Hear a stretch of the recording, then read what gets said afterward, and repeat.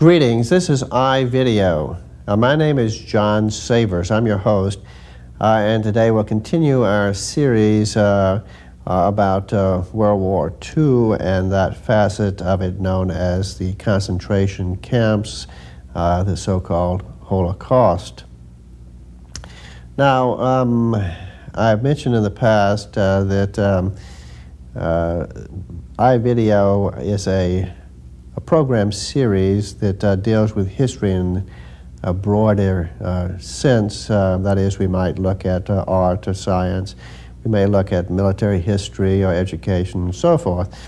And we have, because of the importance over time of World War II, we have decided to take a look at this. The truth about Auschwitz is that it was the largest and most important industrial concentration camp producing all kinds of material for the war industry.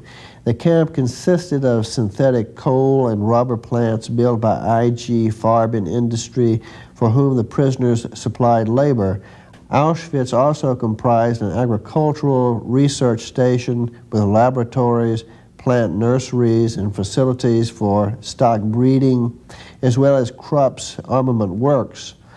We have already remarked that this kind of activity was the prime function of the camps. All major firms had subsidiaries in them, and the SS even opened their own factories. Accounts of visits by Himmler to the camps show that his main purpose was to inspect and assess their industrial efficiency. When he visited Auschwitz in March 1941, accompanied by high executives of IG Farben, he showed no interest in the problem of the camp as a facility for prisoners, but merely ordered that the camp be enlarged to take 100,000 detainees to supply labor for IG Farben. This hardly accords with a policy of exterminating prisoners by the million. This is a citation from Did 6 Million Really Die? Page 14.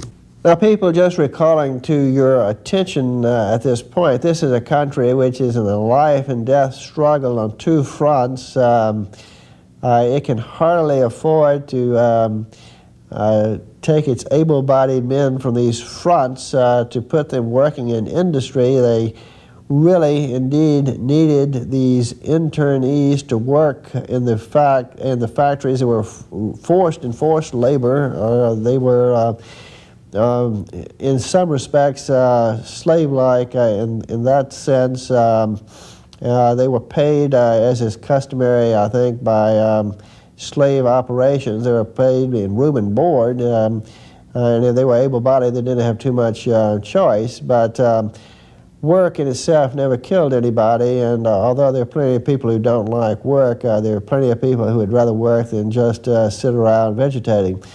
But be that as it may, let's continue with our look at this situation. After the war, there was an abundant growth of sensational concentration camp literature, the majority of it Jewish, each book piling horror upon horror, blending fragments of truth with the most grotesque of fantasies and impostures, relentlessly creating an edifice of mythology in which any relation to historical fact has long since disappeared. We have referred to the type already, Olga Lynn-Giles' absurd 5 chimneys, 24,000 corpses handled every day. Auschwitz, a doctor's eyewitness account by Nicholas Bisley. This was Auschwitz, the story of a murder camp by Philip Friedman, and so on ad nauseum. This is a citation from Did 6 Million Really Die? Page 19. Well, now you might say, what about some of the other camps? I'm tired of talking about Auschwitz, listening about all that. What about these other things? I've heard bad things about Treblinka and whatnot. Well, consider. Another set of reminiscences are those of Franz Stangl, the former commandant of the camp at Treblinka in Poland, who was sentenced to life imprisonment in December 1970. These were published in an article by the London Daily Telegraph magazine, October 8, 1971, and were supposed to derive from a series of interviews with Stangl in prison. He died a few days after the interviews were concluded. These alleged reminiscences are certainly the goriest and most bizarre yet published, though one is grateful for a few admissions by the writer of the article, such as that the evidence presented in the course of his trial did not prove Stengel himself to have committed specific acts of murder, and that the account of Stengel's beginnings in Poland was in part fabrication. A typical example of this fabrication was the description of Stengel's first visit to Treblinka. As he drew into the railway station, there he is supposed to have seen thousands of bodies just strewn around next to the tracks. Hundreds, no, thousands of bodies everywhere, putrefying, decomposing. And in the station was a train full of Jews, some dead, some still alive. It looked as if it had been there for days.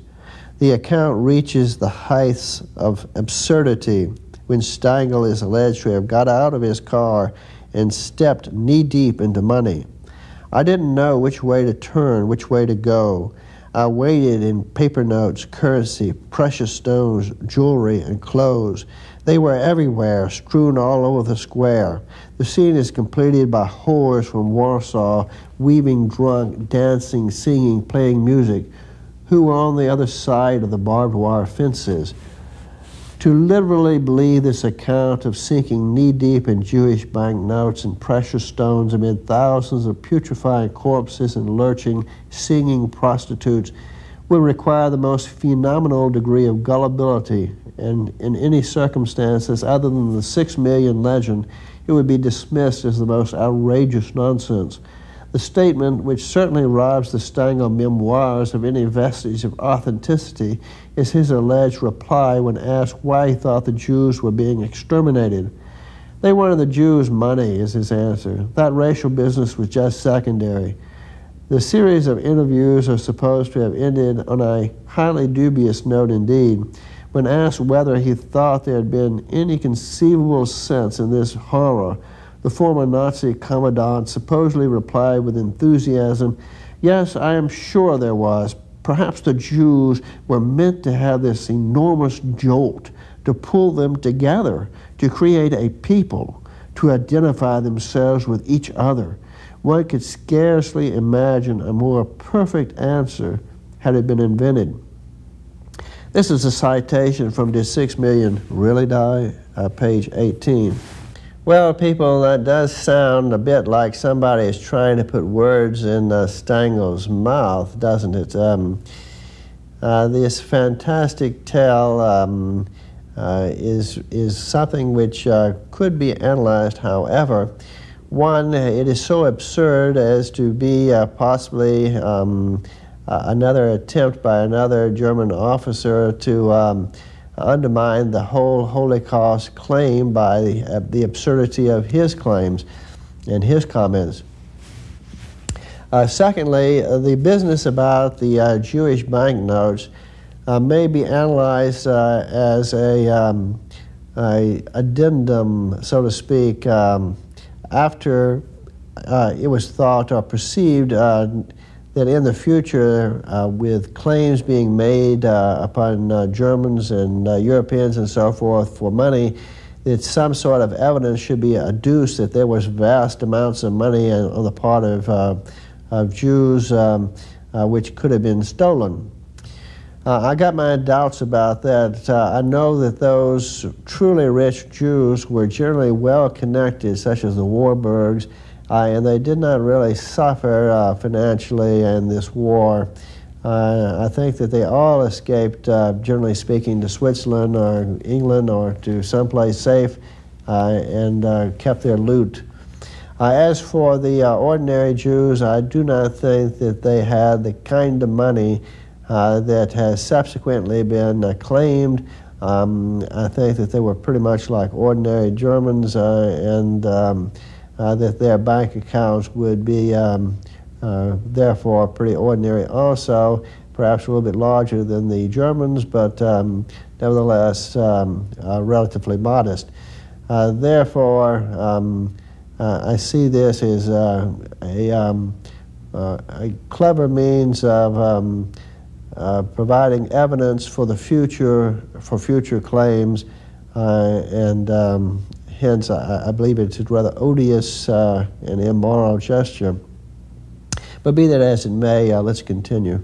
Another in this vein is For Those I Loved by Martin Gray, Bodley Head, 1973, which purports to be an account of his experiences at the Treblinka camp in Poland.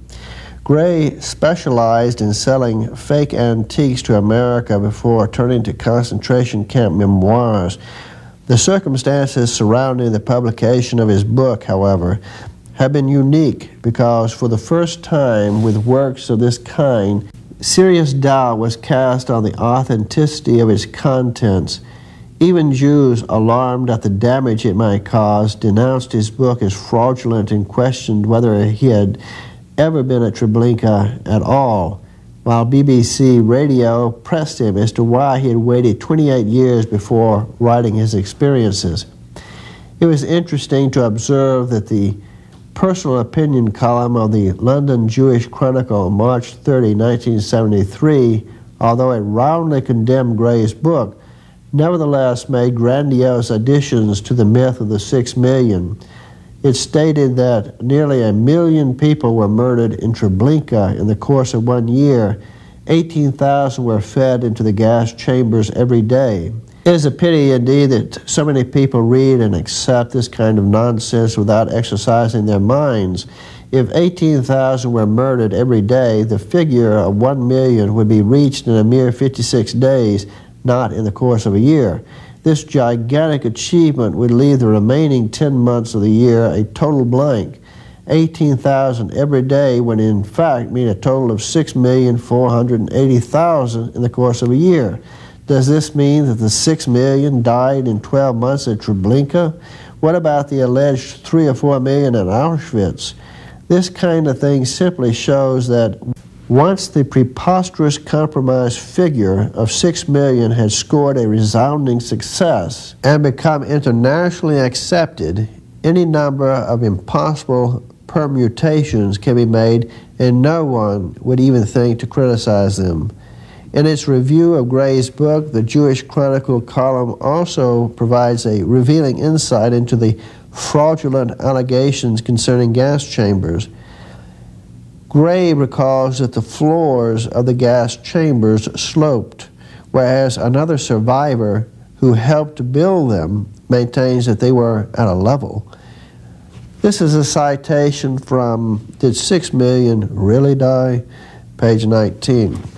Well, you may say, are there no credible witnesses to be found in regard to these concentration camps? Well, in fact, there are many, many credible witnesses. It's just that they are generally not sought as witnesses by the powers that be in this regard, because they will give a message which is contrary to what is desired. But consider the following. Such is Under Two Dictators, London, 1949, by Margaret Buber. She was a woman who had experienced several years in the brutal and primitive conditions of a Russian prison camp before being sent to Ravensbrück, the German camp for women detainees, in August 1940. She noted that she was the only person in her contingent of deportees from Russia who was not straight away released by the Gestapo. Her book presents a striking contrast between the camps of Soviet Russia and Germany. Compared to the squalor, disorder, and starvation of the Russian camp, she found Ravensbrück to be clean, civilized, and well administered. Regular baths and clean linen seemed a luxury after her earlier experiences, and her first meal of white bread, sausage, sweet porridge, and dried fruit prompted her to inquire of another camp inmate whether August 3, 1940 was some sort of holiday or special occasion. She observed, too, that the barracks at Ravensbrück were remarkably spacious compared to the crowded mud hut of the Soviet camp. In the final months of 1945, she experienced the progressive decline of camp conditions. This is a citation from Did 6 Million Really Die? Page 20. Now, It might be said, parenthetically, in regard to the Russian camps, I believe that Solzhenitsyn himself, in talking about the Gulag Archipelago, the second edition, I believe, at any rate, I think it was pointed out that almost all of the heads of these camps were Jews. Therefore, there was a good deal of experience firsthand in the horrors of concentration camps, just that they were the Russian communist versions. It made it very easy for them, therefore, to make transpositions from here to the Germans, just as they did the massacre of the Polish officers at Captain Wood's. But be that as it may, let's continue. Another account, which is at total variance with popular propaganda, is Die Gestapo Lost Bitten. The Gestapo Invites You by Charlotte Bormann, a communist political prisoner who was also interned at Ravensbrück. Undoubtedly, its most important revelation is the author's statement that rumors of gas executions were deliberate and malicious inventions circulated among the prisoners by the communists. This latter group did not accept Margaret Buber because of her imprisonment in Soviet Russia.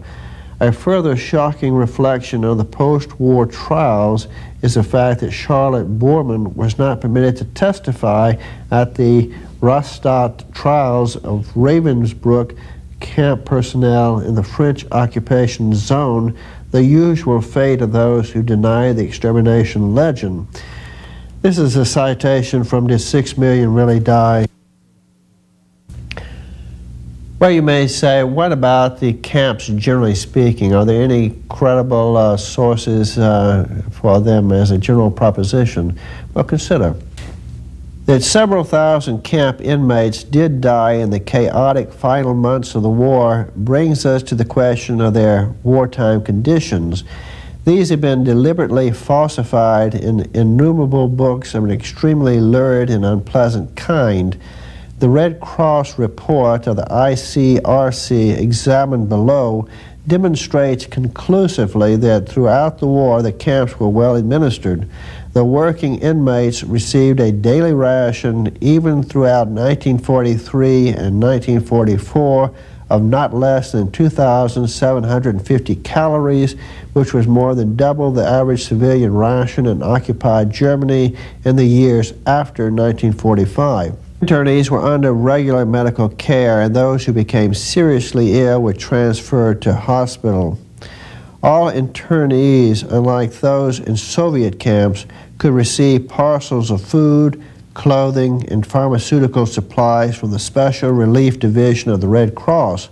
The Office of the Public Prosecutor conducted thorough investigations into each case of criminal arrest, and those found innocent were released. Those found guilty, as well as those deportees convicted of major crimes within the camp, were sentenced by military courts and executed. In the Federal Archives of Koblenz, there is a directive of January 1943 from Himmler regarding such executions, stressing that no brutality is to be allowed. Manville and Frankel, Ibid, page 312. Occasionally, there was brutality, but such cases were immediately scrutinized by SS Judge Dr. Conrad Morgan of the Reich Criminal Police Office, whose job was to investigate irregularities at the various camps. Morgan himself prosecuted Commander Cook of Buchenwald in 1943 for excesses at his camp, a trial to which the German public was invited. It is significant that Oswald Pohl, the administrator of the concentration camp system, who was dealt with so harshly at Nuremberg, was in favor of the death penalty for Cook. In fact, the SS court did sentence Cook to death, but he was given the option of serving on the Russian front. Before he could do this, however, Prince Waldeck, the leader of the SS in the district, carried out the execution. This case is an ample proof of the seriousness with which SS regarded unnecessary brutality. This is a citation from Did 6 Million Really Die? page 22. Furthermore, the Polish underground leader Jan Pichałwiak, who was at Dachau from May 22, 1940 until April 29, 1945, also testified on March 21, 1946, that prisoners there received good treatment and that the SS personnel at the camp were well disciplined. Berta Schrotzen, who worked at the food service at Dachau throughout the war, testified that the working inmates until the beginning of 1945, and despite increasing privation in Germany, received their customary second breakfast at 10 a.m. every morning. In general, hundreds of affidavits from Nuremberg testify to the humane conditions prevailing in concentration camps. This is a citation from "Did 6 million really die?" page 22. Now, as further testimony to the treatment of inmates in the concentration camps, please consider, all of the World War II myths and propaganda notwithstanding, there is one fact that cannot be denied.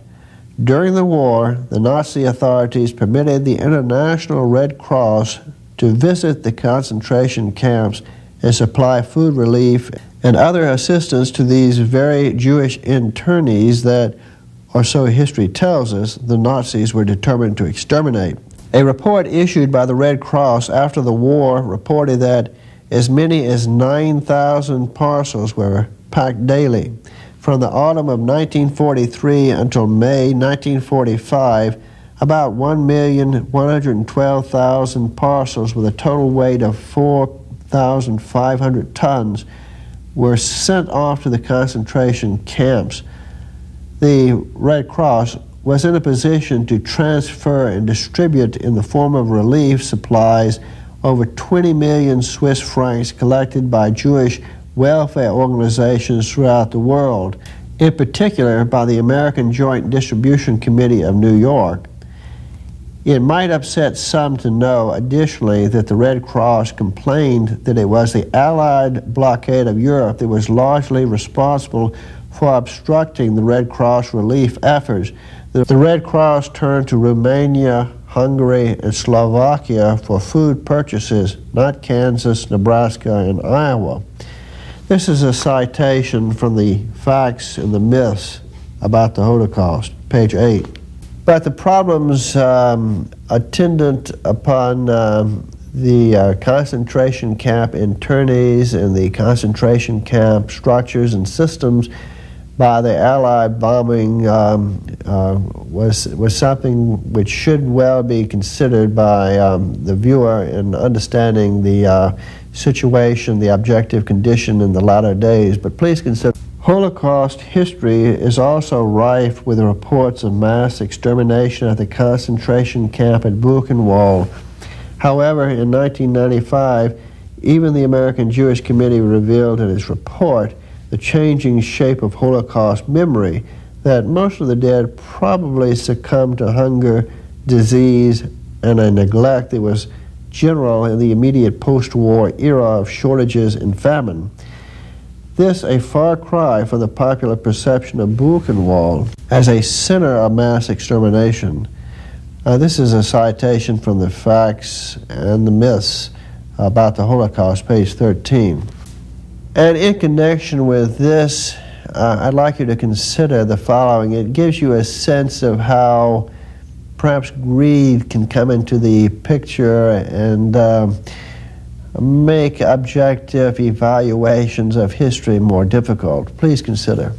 It has been said that roughly 790,000 Jews survived the Holocaust. Even the semi-official Jewish Joint Distribution Committee placed the survivor figure at 1,559,600. Yet, more than 3,900,000 Jews showed up to apply for reparations from the German government by 1952. How many showed up afterwards is anyone's guess, but it certainly casts doubt on the official figures of survivors and on the number of those who actually did die. This is a citation from the Facts and the Myths about the Holocaust, page 9. Well, now, people, as you recall, 3 million is the maximum number we have already learned is possible to have been in the German-controlled part of Europe during the Hitler regime. But that will not stop some people, and please note the consequences that sometimes come that seem to have even a humorous aspect on this particular subject. So please consider the following. Whoops! Although Swiss banks have been forced to reveal the names of depositors who put money into Swiss accounts prior to World War II, Israeli banks, which are believed to hold about 57 million deposited by Jews who lived in Germany or in German-occupied Eastern Europe, are refusing to provide the identity of the account holders. Now, relatives of persons who are reported to have died during the period known as the Holocaust are mad at the Israeli banks, and the Israeli parliament is threatening the Jewish-owned banks with prosecution if they persist in refusing to identify the names of the dormant accounts, which were frozen in 1939 by the British administration in Palestine to bar transactions with Germany. This is a citation from the Spotlight, December 15, 1997, page 5. We have no more time. This is iVideo. My name is John Savers. I'm your host.